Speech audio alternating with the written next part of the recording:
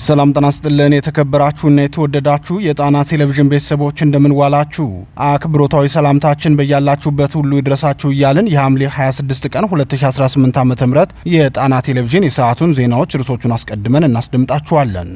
የጎንደር ድልና የመሪዎቹ ማሳሰቢያ ይዘነዋል። የአማራ ፋኖ ብሔራዊ ንቅናቄ ጎንደር ጠቅላይ ግዛት በላይ ዘለቀ ሕዝብ በብልጽግናው ሰራዊት ላይ የሚያደርሰውን ተከታታይ ጥቃት አጠናክሮ በመቀጠል ትናንት ሌሊትም በሱዳን ኮሪደር ታላቅ ጀብዱ ፈጽሟል። የዙ ከፍተኛ አመራሮች በበኩላቸው አዲሱን የውህደት አንድነት አስመልክቶ ለሰራዊቱና ለአመራሮቹ ማሳሰቢያ ሰጥተዋል። ከዚህ በኋላ የቁጥቋጦ ስር መግለጫ ለጎንደር ሕዝብ አያስፈልገውም እረፉ በማለትም ተናግረዋል። ቀዳሚው ዜናችን ነው። የብልጽግናው እቅድ በሸዋ ከሽፏል። የኦህዴድ ብልጽግናው ሰራዊት በሸዋ ጠቅላይ ግዛት ምንጃር ሸንኮራ ገብቶ ሊፈጽመው የነበረው ወታደራዊ ግዳጅ ከሽፎበታል ሲል የአማራ ፋኖ ብሔራዊ ንቅናቄ ሸዋ ጠቅላይ ግዛት አሳምነው ዕዝ ህዝብ ግንኙነት መምሪያ ያደረሰን መረጃ ይደመጣል። ወልቃይት እንደ ባቤል መንደብ ህወሓት ከ15 ቀን በላይ በመላው ትግራይ ክልል ከተሞችና በጉልበት በተቆጣጠረው አማራ ክልል ሰሜን ወሎ ዞን ራያ አላማጣ ከተማ የጦርነት ቅስቀሳ ሲያካሄድ መቆየቱ አይዘነጋም። በየስብሰባ አዳራሾቹ ደግሞ ወታደራዊና ፖለቲካዊ ካድሬዎቹ በተመሳሳይ የሚሰጡት አስተያየት በጠላቶቻችን ስር የሚገኙ ግዛቶቻችንን አስመልሰን የትግራይ ሉዓላዊነት እናስከብራለን የሚል ነው። ይህንን በተመለከተ ሰፊ የትንታኔ ዘገባ አዘጋጅተናል፣ ይቀርብላችኋል። ሸረሪና ያጋለጠው የፖለቲካና የኃይል አሰላለፍ ፍንትው ብሎ ታውቋል። ይህ ክስተት እነማንን አጋለጠ የሚለውን የትንታኔ ዘገባችን መልስ አለው፣ ይቀርብላችኋል። እነዚህንና ሌሎች ዜናዎችን ይዘናል። እስከ ፍጻሜው አብራችሁን እንድትቆዩ እየጋበዝን ወደ ዝርዝር ዜናዎቹ እናልፋለን።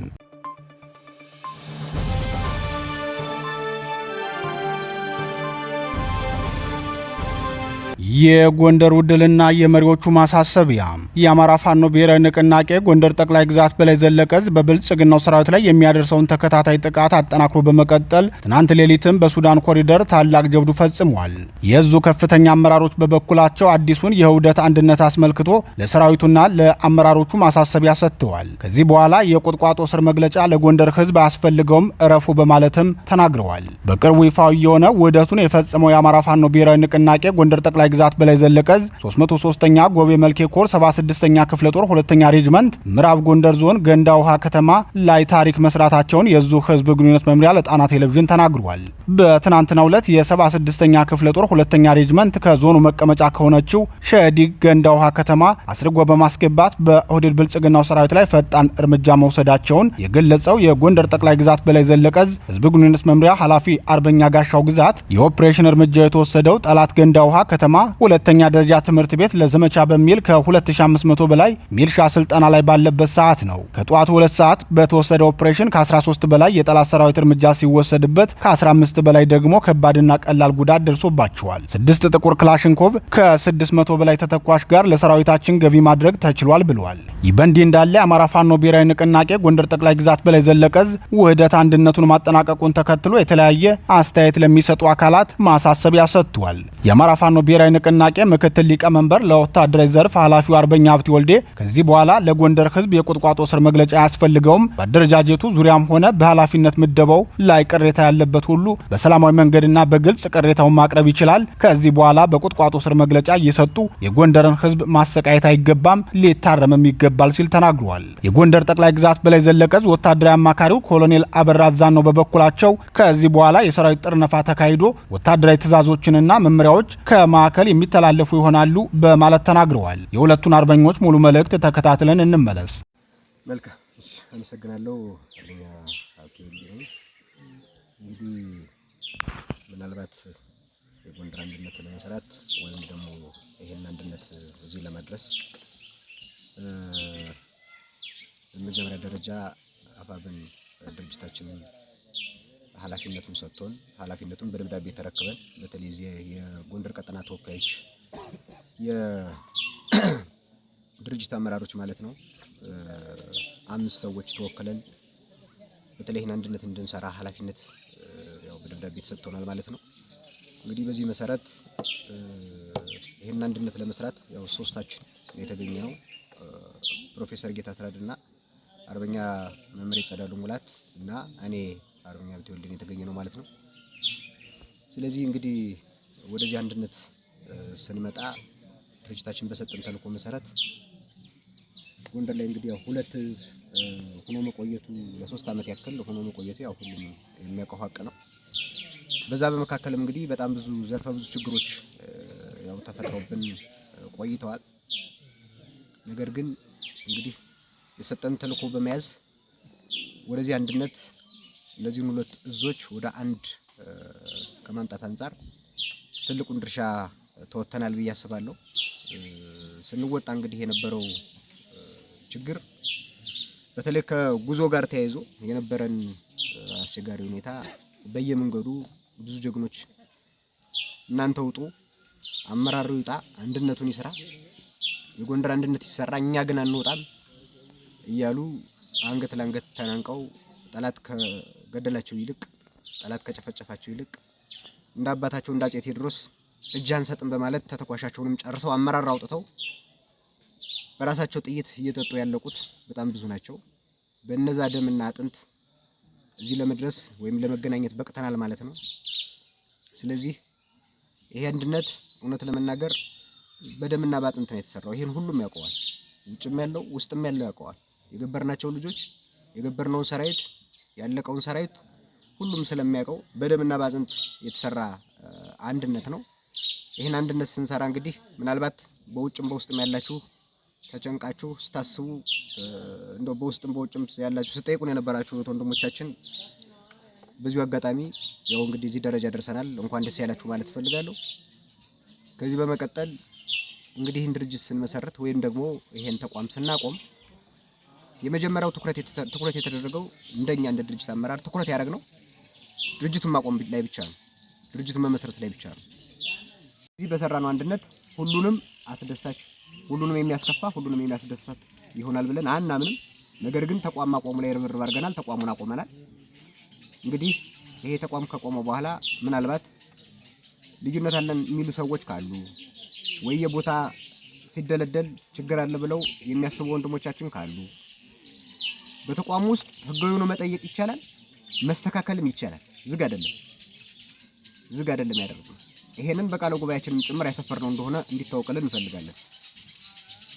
ማንኛውም ሰው የቦታ ሽግሽግ እንደሚኖር፣ ማንኛውም ሰው የድልድል ለውጥ እንደሚኖር በቃለ ጉባኤ ጭምር አስቀምጠን የሰራነው። ስለዚህ ምናልባት ይሄንን ታሳቢ ያደርጋችሁ ወንድሞቻችን ህጋዊ በሆነ መንገድ እየጠየቃችሁ መልስ ለመስጠትም ዝግጁ ነን። እየመለስን ድርጅታችንን የቆመውን አንድነታችን በማያናጋ መልኩ አንድነቱን ተቀበላችሁ ወደ ስራችሁ ገብታችሁ እያስተካከልን እንድንሄድ በዚሁ አጋጣሚ አደራ ማለት እፈልጋለሁ። ከዚህ ውጭ በሆነ መልኩ ግን እውነት ለመናገር 3 ዓመት ሙሉ የጎንደርን ህዝብ ስናስቀይም ስንበድል ቆይተናል። በምን እንዲሁ በተለያዩ መግለጫዎች ባለመግባባት በመናደርጋቸው ችግሮች በመግለጫ ህዝባችን ሲያዝን ቆይቷል። አሁን የጎንደር ህዝብ ይሄ መግለጫ ይበቃዋል።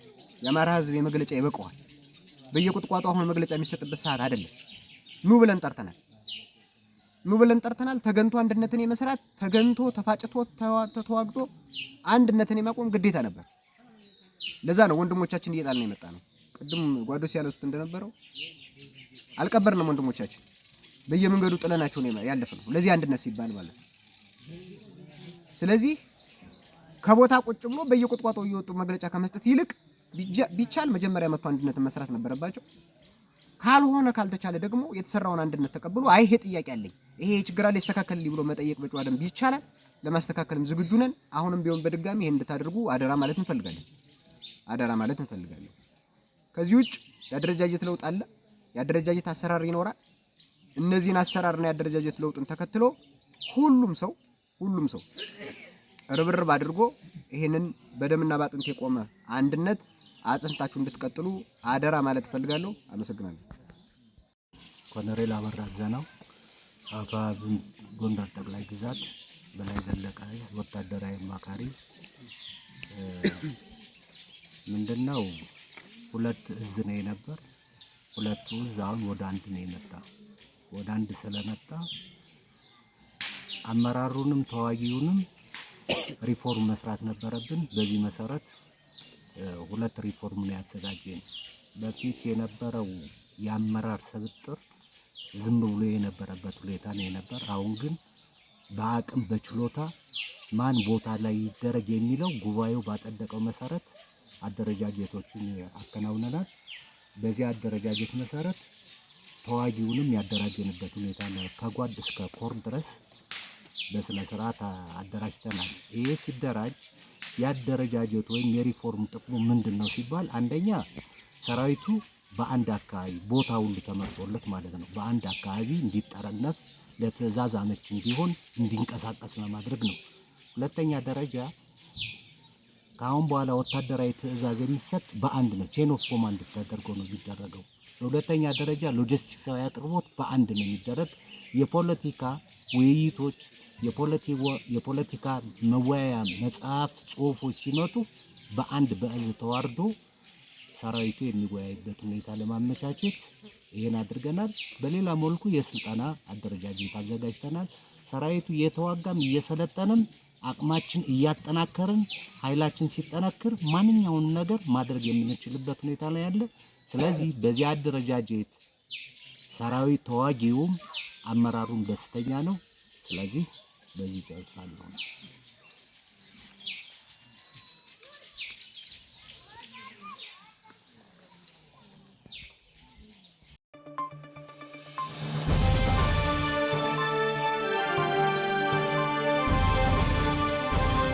የከሸፈው የብልጽግናው እቅድ በሸዋ የኦህዴድ ብልጽግናው ሰራዊት በሸዋ ጠቅላይ ግዛት ምንጃር ሸንኮራ ገብቶ ሊፈጽመው የነበረው ወታደራዊ ግዳጅ በፋኖ ብርቱ ምት ከሽፎበታል ሲል የአማራ ፋኖ ብሔራዊ ንቅናቄ ሸዋ ጠቅላይ ግዛት አሳምነው ዕዝ ህዝብ ግንኙነት መምሪያ አስታወቀ። የዕዙ ህዝብ ግንኙነት መምሪያ በምንጃር ሸንኮራ አውራጃ የተካሄደውን ተጋድሎ አስመልክቶ ለጣና ቴሌቪዥን በላከው መረጃ የሸዋ ጠቅላይ ግዛት አሳምነው ዕዝ ከሰም ሁለተኛ ኮር ነበልባል ክፍለ ጦር ያገዛዙን ጥምር ኃይል በንጹሃን ዜጎች ላይ ያቀደውን የጥቃትና የዝርፊያ እንቅስቃሴ ነው ያከሸፈው። ያገዛዙ ጥምር ኃይል ከትናንት በስቲያ በምንጃር ሸንኮራ ወረዳ በተለያዩ ቀበሌዎች ማለትም ሴቪለን፣ ምነበላ፣ አዳማ ወንዝና ቱሊ በተባሉ አካባቢዎች ሰፊ እንቅስቃሴ አድርጎ የነበረ ቢሆንም በነበልባል ክፍለ ጦር ፈጣን የማጥቃት እንቅስቃሴ በማድረግ የጠላትን ቅስም የሰበረ ወታደራዊ እርምጃ ተወስዶበታል ብሏል። በቀጠናው በተካሄደው ለአስጨራሽ ውጊያ ፋኖ ታላቅ ጀብዱ መስራቱን የሚናገረው የሸዋ ጠቅላይ ግዛት አሳምነው ዕዝ ህዝብ ግንኙነት መምሪያ ሆኖም የብልጽግናው ሰራዊት በንጹሃን ላይ ያነጣጠረ ጥቃት መክፈቱን ገልጿል።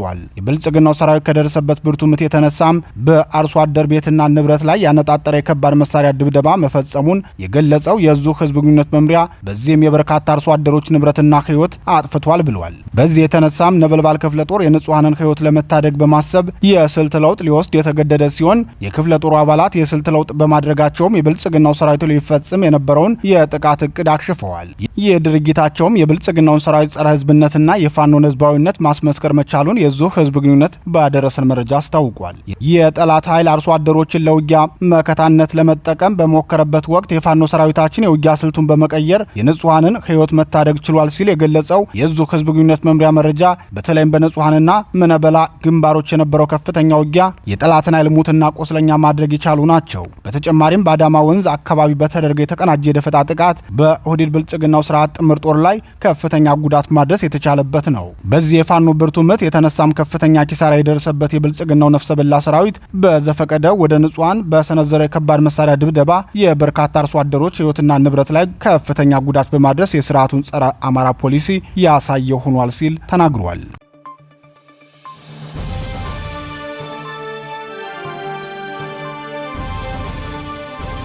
ወልቃይት እንደ ባቤል መንደብ ህወሓት ከ15 ቀናት በላይ በመላው ትግራይ ክልል ከተሞችና በጉልበት በተቆጣጠረው የአማራ ክልል ሰሜን ወሎ ዞን ራያ አላማጣ ከተማ የጦርነት ቅስቀሳ ሲያካሄድ መቆየቱ አይዘነጋም። የስብሰባ አዳራሾቹ ደግሞ ወታደራዊና ፖለቲካዊ ካድሬዎቹ በተመሳሳይ የሚሰጡት አስተያየት በጠላቶቻችን ስር የሚገኙ ግዛታችንን አስመልሰን የትግራይ ሉዓላዊነት እናስከብራለን የሚል ነው። ወዲህ ደግሞ በግብጽ፣ ኢራን፣ ቱርክና ሳውዲ አረቢያ የሚደገፈው የየመኑ ነውጠኛ ሀውቲ የቀይ ባህር ቀጠናን ዘግቼ ባቤል መንደብን ያለኔ ፈቃድ ማለፍ የሚችል የለም ማለት አብዝቷል። አልፎ አልፎም ሙከራዎችን በማድረግ የኃይል አቅሙን ሊያሳይ ሲንቀሳቀስ ይታያል። ህወሓት ከጠላቶቼ ነጥቀዋለሁ ብሎ የሚናገርለት ቀጠና የአማራ ክልል ወልቃይት ጠገዴ ሰቲት ሁመራ ዞንን ሲሆን ሀውቲ የሚዝትበት ቀጠና ደግሞ የቀይ ባህር ነው። የሚገርመው ደግሞ ሁለቱም ኃይሎች የራሳቸው ያልሆነን ግዛት በጉልበት በመቆጣጠር ወንጀል መስራትን ዓላማ ማድረጋቸው ነው የሚያመሳስላቸው። ዓለም በንቃት ከሚጠብቃቸው አካባቢዎች አንዱ የሆነው ባቤል መንደብ መንደብ የዓለም ንብረት ሲሆን መላው አማራ በንቃት ሊጠብቀው የሚገባው የወልቃይት ቀጠና ደግሞ የመላው ኢትዮጵያውያን መተማመኛ ግዛት ነው። ባቤል መንደብ ወይም የቀይ ባህር ወሽመጥ በታጣቂ ቡድኖች ወይም በረባሽ መንግስታት ቁጥጥር ስር እንዳይወድቅ በውሃም በየብስም በሰማይም ጥበቃ ይደረግለታል። በዚህ የተነሳም ከሀውቲ ነውጠኛ ቡድን መጠነኛ ትንኮሳ የዘለለ ጠንከር ያለ ኃይል በቀጠናው ደፍሮ ሊገባ ሲሞክር አይታይም። ሀውቲም ቢሆን ከመረበሽ የዘለለ ሌላ እርምጃ ሲወስድ አልታየም ወይም አልሞከረም። ምክንያቱም ቢሞክር የሚጠብቀውን ያውቀዋልና። እንደ ፖለቲካ ተንታኞች ገለጻ ወልቃይትም ከቀይ ባህር ያልተዋሰነው ባቤል መንደብ ነው። ወልቃይት ላይ የሚሰማ ኮሽታ ልክ እንደ ባቤል መንደብ ወሽመጥ የአፍሪካ ቀንድን አልፎ የመካከለኛው ምስራቅ ቀጠና ድረስ ይሰማል። የጥበቃው አይነትና ስልትም በዚሁ አግባብ የተቃኘ ሊሆን ግድ ይለዋል። ወልቃይት ላይ አይናችንን ላፍታም ቢሆን ማንሳት የለብንም ሲሉ ምክረ ሀሳባቸውን ይሰጣሉ። ህወሓት የአማራ ክልል ወልቃይት ጠገዴ ሰቲት ሁመራ ዞንን ለመያዝ ከሱዳን ተነስቶ ወደ ምዕራብ አርማጭሆ ጭምር ቀጠና እያሰፋ እንቅስቃሴ በማድረግ ሲዘጋጅ ቆይቶ ትናንት ቅዳሜ ሌሊት ትንኮሳ ጀመረ። ትንኮሳውን ከመጀመሩ አንድ ቀን ቀደም ብሎ ደቡብ ምስራቅ ዞን ብሎ በሚጠራው ቀጠና በተደረገ ስብሰባ ከታጣቂ ቡድኑ አዛዦች መካከል አንዱ የሆኑት ጄኔራል ማሾ በየነና የህወሓት ጽሕፈት ቤት ኃላፊዋ ወይዘሮ ፈትለወርቅ ገብረ እግዚአብሔር ተገኝተው ነበር። ሁለቱም የህወሓት ከፍተኛ ሹሞች በሰጡት አስተያየት ጦራችን ዝግጁ ነው፣ ትዕዛዝ ብቻ ነው የምንጠብቀው፣ በምዕራብ ትግራይ በኩል እንገባለን ሲሉ ተሰምተዋል። ህወሓት ምዕራብ ትግራይ ብሎ የሚጠራው ሽሬን ሳይሆን የአማራ ክልል ወልቃይት ጠገዴ ሰቲት ሁመራ ዞንን መሆኑ ልብ ይለዋል። የህወሓት የወረራ ፍላጎቱ ምን ያህል አጉራ ዘለልና አግድም አደግ መሆኑንም ይህ አገላለጹ በራሱ ከበቂ በላይ ምስክር ነው። የህወሓት ሹሞች ይህንን ዛቻ ባደረጉ በሰዓታት ልዩነት ትንኮሳ መክፈታቸው ሲታወቅ ከጦርነት አጋሩ ብልጽግና የተሰጠው ምላሽ ደግሞ ህወሓት በፍጹም ያልጠበቀው ነበር የሆነው። በድምሩ ከ1520 በላይ ሰራዊት በሞት በጉዳትና በምርኮ ማጣቱን የዓይን እማኞች ይናገራሉ። በጦር መሳሪያ በኩልም ቢሆን 3 ዙ 23 በፓትሮል እንደተጫነ 107 የሚባለው አንድ ሮኬት፣ ሞርተር 120 እና ሞርተር 82 የሚባሉት በድምሩ 2 እንዲሁም ኢትዮጵያ ውስጥ ገብቶ የማያውቅና የሀውቲ አማጽያን ሐማስና ሄዝቦላህ የሚጠቀሙበት ስሙ ያልታወቀ ሞርተር ህወሓት የከሰረባቸው ውድ የትጥቅ ኪሳራዎች ናቸው። በተለይም ስሙ ያልታወቀው የህወሓት ሞርተር በብዛት የሚገኘው መነሻውን ከኢራን በማድረግ በቀይ ባህርና በመካከለኛው ምስራቅ በተለይም ጸረ ሴሜቲክ ኃይሎች የሚጠቀሙበት መሆኑን ተከትሎ የህወሓትን ታጣቂ ቡድን በሽብርተኝነት እንዲፈረጅ የሚያስደርግ መሆኑን የፖለቲካ ተንታኞች ይናገራሉ። ከዚህ በተጨማሪም 9 ዲሽቃዎች፣ 54 ብሬን፣ 5 ስናይፐር፣ 6 አርፒጂ እና 157 ክላሽንኮቭን ጨምሮ ሌሎች ትጥቆችም ህወሓት የተቀማቸው መሳሪያዎች መሆናቸውን ምንጮቻችን በማስረጃ አስደግፈው ገልጸዋል። ኦራልን ጨምሮ በድምሩ 4 ተሽከርካሪዎችም ከህወሓት እጅ ወጥተው ጠላቴ በሚለው ኃይል እጅ ገብተውበታል። የህወሓትን ወታደራዊ ኪሳራ ከቦታው ሆነው ለጣና ቴሌቪዥን የገለጹ ምንጮቻችን እንደተናገሩት በሸረሪና 3 ካምፖች ነበሩ። ከ4 ዓመታት በላይ ህወሓት ይጠቀምባቸው ነበር። 2ቱ ሸረሪና ቀጠና ሲሆኑ በእነዚያ ካምፖች የነበረው ሁሉም የህወሓት ሰራዊት ከነ ሎጂስቲኩ ሙሉ በሙሉ ወድሟል። ከውድመት የተረፈው የህወሓት ጦር አሸባ መሻገሪያ ተከዜ ወንዝ ዳር በሚገኘው ምሽግ የነበረው ሰራዊት ብቻ ነው። ህወሓት በታሪኩ በዚህ ልክ ከባድ ኪሳራ ደርሶበት አያውቅም። የብልጽግና ወታደርም በዚህ መጠን ስኬታማ የተባለ ኦፕሬሽን ሰርቶ አያውቅም ሲሉ ተናግረዋል። የብልጽግናው ሰራዊት ከፋኖ ጋር ባደረገው ውጊያ እስካሁን ድረስ እንኳንስ በአንድ ቀን ውጊያ በአጠቃላይ በ3 ዓመታትም ይህንን ያህል የፋኖ ሰራዊት መምታት እንዳልቻለ ይታወቃል። ከፍተኛ ትጥቅ፣ በርካታ የውጭና የውስጥ ደጋፊ ኃይሎች ከጎኔ ናቸው፣ እጅግ ዘመናዊ ትጥቅ ታጥቅ ያለው የሚለው ህወሓት ግን በአንድ ቀን ውጊያ ይህን ያህል ሰራዊት ወድሞበታል። በዚህ የተነሳም በሸረሪና የደረሰበት ወታደራዊ ኪሳራ ከፍተኛ ፖለቲካዊ ውድቀትም እንደደረሰበት የሚናገሩት የፖለቲካ ተንታኞች ህወሓት ዓላማው በጎንደር ቀጠና መግባትና ጎንደርን መቁረጥ ነበር። ይህን እቅዱን እንዲያውቁት የተደረጉት ደጋፊዎቹም የህወሓትን ትንኮሳ እንደሰሙ በደስታ ስሜት ሆነው ሀሳባቸውን ያጋሩት ህወሓት ሱዳን ላይ ረጅም ጊዜ ወስዶ ስለተዘጋጀ በቀላሉ የሚመታ ስላልመሰላቸው ነው ብለዋል። ሱዳን የሚገኘው የህወሓት ታጣቂ ቡድን ከፍተኛ ጊዜ ወስዶ የተዘጋጀ በርካታ ቁጥር ያለው ሰራዊት የያዘ ከመሆኑም ባለፈ የሎጂስቲክ ችግር የሌለበት ስለነበረ ህወሓትም በዚህ ታጣቂ ቡድንና በአዛዡ በኮሎኔል ሙዘይ አብዝቶ ይተማመን ነበር። በክልሉ ያለውን ታጣቂ ኃይሉን ደጋግሞ በኤርትራ በኩል እያሻገረ ወደ ሱዳን የሚያስገባውም በሱዳን የሚገኘው ታጣቂ ቡድን በትጥቅና በዝግጅት ከፍተኛ አቅም ስላለው መሆኑን ወታደራዊ ተንታኞች ይናገራሉ። በአማራ ክልል የወልቃይት ጠገዴ ሰቲት ሁመራ ዞን ምክትል አስተዳዳሪና የሰላምና ደህንነት መምሪያ ኃላፊው ኮሎኔል ደመቀ ዘውዱ በበኩላቸው መሬት ላይ ያሉትን ሁሉ ግፎች ህወሓት በአማራ ህዝብ ላይ ፈጽሟቸዋል፣ ይህን የህወሓት ግፍ የሚረሳ አማራ ባይወለድ ይሻለዋል በማለት የተናገሩትም ከዚህ ህወሓት ያልተቋረጠ ወንጀለኛነት በመረዳት ነው። ዓለም ባቤል መንደብን በንቃት እንደሚጠብቀው ሁሉ የአማራ ህዝብም የህልውና መሰረቱና የቀጣይነት ዋስትናው የሆነችውን ወልቃይትን መጠበቅ ላፍታም ደቂቃም ቢሆን ሊዘነጋው የማይገባ አሁናዊ ግዴታ ነው። ምክንያቱም ህወሓት የጦርነት ዝግጅቱን ዓላማ ሳይደብቅ በግልጽ የሚናገረው ወልቃይት ጠገዴን በወረራ ይዘን የትግራይን ሀገርነት እውን ማድረግ ነው በማለት እንደሆነ ተንታኞች ይናገራሉ። ተንታኞች ሲቀጥሉም ይህ የህወሓት እቅድ ተሳካ ማለት ደግሞ የአማራ ህዝብ አንድነቱ ብቻ ሳይሆን በህይወት መቀጠሉም ሆነ እንደ ህዝብ መዝለቁ ዋስትና የለውም። ምክንያቱም ህወሓት አማራውን አሁንም ጠላቴ ብሎ የሚጠራው ሲሆን የአማራን ርስት ከነጠቀ ደግሞ የበለጠ አሳዳጅ ሆኖ እንደሚቀርብ አያጠያይቅም ብለዋል።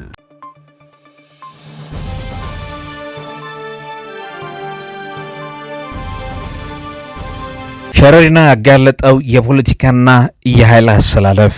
በመጀመሪያ ሸረሪና በአማራ ክልል በጎንደር ጠቅላይ ግዛት በወልቃይት ጠገዴ ሰቲት ሁመራ ዞን የሚገኝ ሱዳንና አማራን የሚያዋስን ሱዳን በወረራ ከያዘቻቸው አልፋሽጋ መሬት የተረፈ የአማራ መሬት መሆኑ መታወቁ ግድ ይላል። አካባቢውን በኃይል ለመቆጣጠር በማሰብ በሱዳን በኩል የተደራጀ የሳምሪ ታጣቂ ኃይል ትናንት ጠዋት ሐምሌ 25 ቀን 2018 ዓ.ም ወታደራዊ ጥቃት ከፍቷል። ታጣቂዎቹ ጦርነት የጀመሩት በሱዳን ድንበር በኩል በሸረሪናና በወልቃይት ጠገዴ ዞን አብትያ ሁመራ ወረዳ ስር በምትተዳደረው የበረከት ከተማ አቅጣጫ ድንበር ጥሰው በመግባት ነው።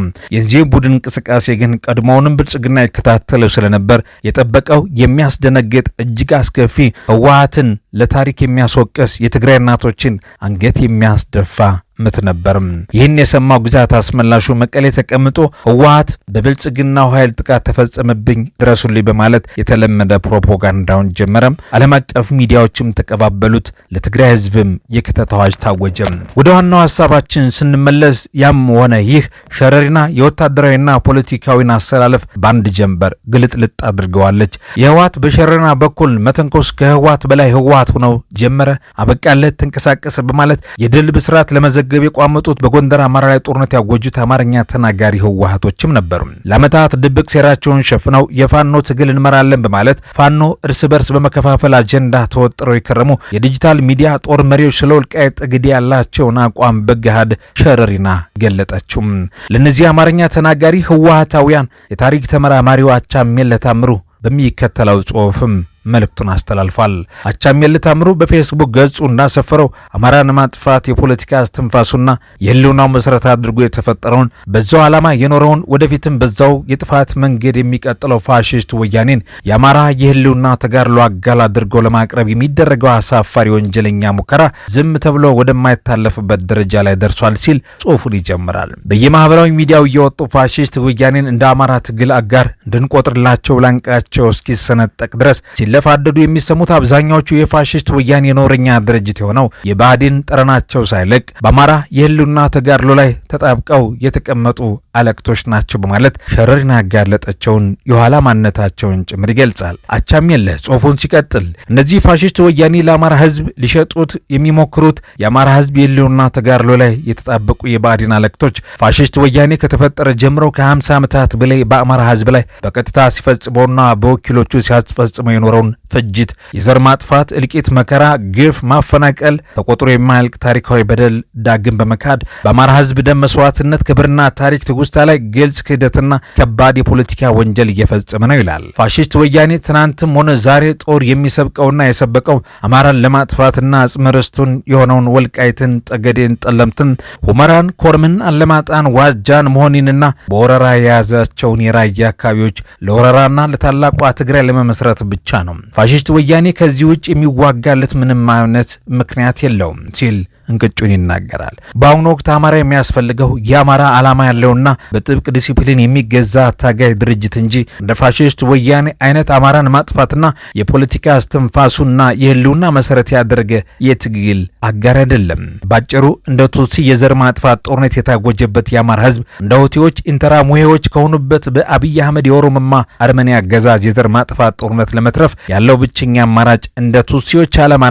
ዲሲፕሊን ያለው የአርበኞች ድርጅት ማቋቋምና እንደ ፖል ካጋሚ አይነት ጀግና አርበኛ መሪ መፍጠር እንጂ ሲያጠፋው ለኖረው ሊያጠፋው ጦር ከሚሰብቀው ፋሽስት ወያኔ ጋር አንሶላ መጋፈፍ አይደለም ሲል መልእክቱን ይቀጥላል። የአማራ ህዝብ እንደ ቱትሲዎች ዓላማና ዲሲፕሊን ያለው የአርበኛ ድርጅት ማቋቋምና ከራሱ በላይ የሆነ ዓላማ ያለው አታጋይ መሪ ካገኘ የፋሽስት ወያኔ መሰል ጸረ አማራና ጸረ ኢትዮጵያ ድርጅት አጋር አያስፈልገውም በማለት ህወሓት አጋራችን በማለት በአማራ ላይ ወረራ እንዲፈጸም ያወጀውን አጽመ ርስቱን አሳልፎ ለመስጠት ለቋመጠው ወልቃይትን በቁራሽ መሬት ፈርጀው በጎንደር አማራ ላይ ድጋሚ እልቂት ላወጁ የባድን ርዝራዥ መልእክቱን አስተላልፏል። ህወሓት መቀሌ ሆኖ ወረራ መፈጸሙን አምኖ የድረሱልኝ ጥሪና የክተት አዋጁን አውጇል። የትግራይ ጸጥታ ኃይሎች፣ የሲቪል ማህበራት፣ የሃይማኖት ተቋማት የክልሉ ብሔራዊ ህልውና ለማስጠበቅ በአንድነት እንዲቆሙ ህወሓት በገሃድ የክተት አዋጅም አውጇል። አዲስ የአፈሳ ስትራቴጂ በየቀበሌውና በየወረዳው ከተሞችም ስምሪት ተሰጥቶ አፈሳ ተጀምሯል። አሁንም ወረራው ቀጥሏል። ጦርነት የሚደረገው በአማራ ምድር ነው። ወረራ እየተፈጸመ ያለውም በአማራ ላይ ነው። በወሎ ራያ በኩል ህወሓትን ተቀብለው በጋራ ውጊያ የጀመሩ የፋኖ ጦር አባላት እንዳሉም ተሰምቷል። ወደ ራያ ሲሰርግ የሰነበተው ኃይልም በዞብል በኩል ጥቃት ለመፈጸም አቅዷል። በተመሳሳይ በትናንት ጠዋት በተተነኮሰበት ሱዳን ድንበር በኩል ሌላ ኃይልም እያጓጓዘ ይገኛል። ያጓጓዘ ያለው ደግሞ በኤርትራ በኩል ነው። ከቀናው ጦርነቱን አማራ ላይ ያደርጋል። ከሸሸ ወደ ሱዳን ይሸሻል። እንደግፈዋለን የሚሉ የኛ ወገኖች ደግሞ የራሳቸውን ወገን ለዚህ ጦርነት ጭድ ማድረግ አማራውን ለማውደም ምቹ ሁኔታ ፈጥረውለታል ሲሉ ይህ ጥቃትን መሰረት አድርገው የጦርነት ትንታኔ የሚሰጡ ተንታኞች እየተናገሩ ይገኛሉ። በሱዳን ጦር ታግዞ የሱዳን መካናይዝድ መሳሪያ ታጥቆ ሸረሪና የገባው የትነግ ጦር ግን የተረፈ የለም። ትነግ በሸረሪና ትንኮሳው ከ1500 ታጣቂ በላይ ሙትና ቁስለኛ ሆኖበታል። ከ800 በላይ ተማርኮበታል። በዚህ ሁኔታ ወደ ራያም ወደ ወልቃይትም እንዲሁም ወደ ሌላ አካባቢ ኃይሉን እያጓጓዘ ነው። በራሱ አባላት ላይ ይህን ያህል የሚጨክነው ትነግ አማራ መሬት ላይ በሚደረገው ጦርነት ከዚህም በላይ ለሚያልቀው ሊጨነቅ አይችልም። የሚፈለገው ይህንን ነው። አማራና ሞትን ውድመትን ይፈልጋል። ቢመችለት በበቀል ሊጨፈጨፈው የሚችለው አማራን ለማሰብ ደግሞ ይከብዳል ሲል ፖለቲካ ተንታኙ ለጣና ቲቪ ተናግሯል።